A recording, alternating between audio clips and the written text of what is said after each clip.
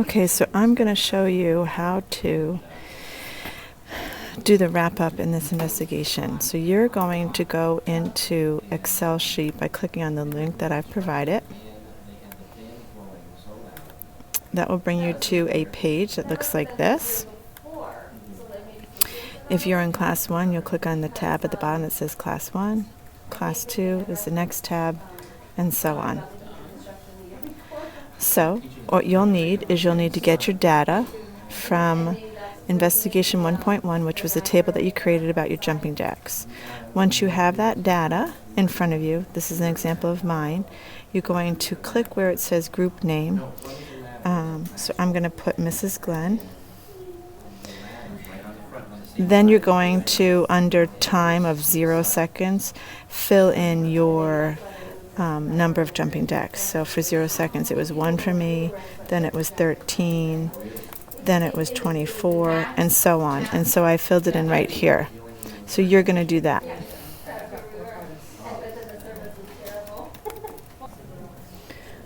Okay, so once you have your data filled in, you're then going to go up to Insert.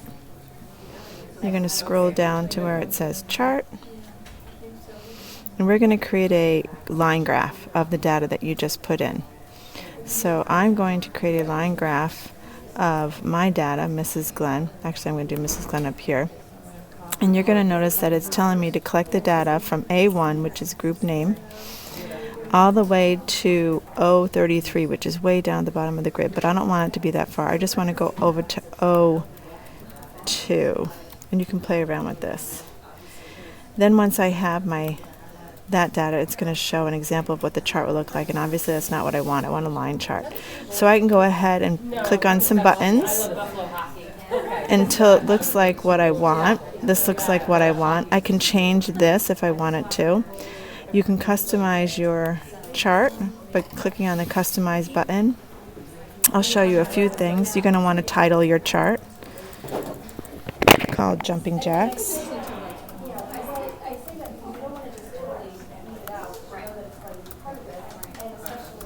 You also will want to scroll down using the scroll bar to where it says axis, because I want to label my X and Y axis.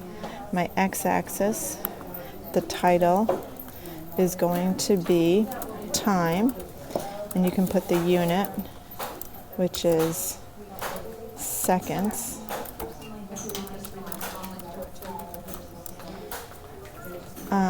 The minimum was 0 seconds, and it went all the way up to 120. Then I want to go to my vertical axis. My vertical axis, the label is going to be number of jumping jacks.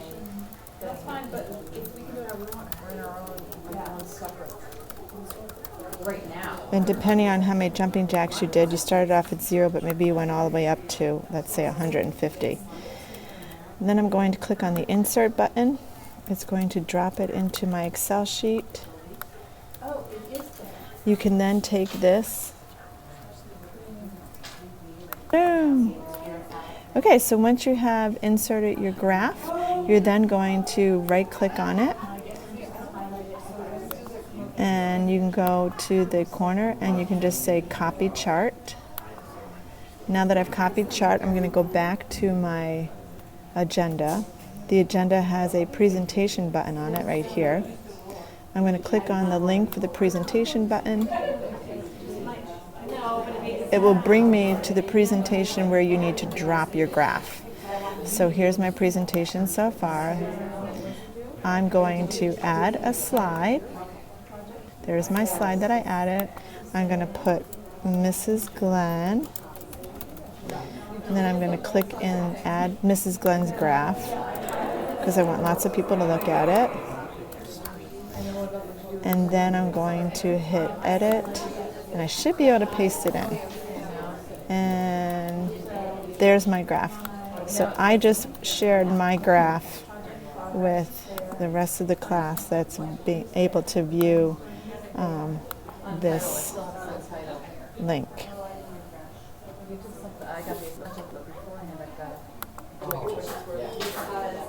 Okay, so I was able to insert my slide, and if anybody wanted to comment on somebody else's slide, we could do that. like clicking on comment. Do you think I should and add a then YouTube write video in about how to make a cornucopia? comment, She's got a. and you can add your comment if you wanted to. But How to maybe we make a can do that in a cornucopia? different investigation. Sorry. I'm going to check.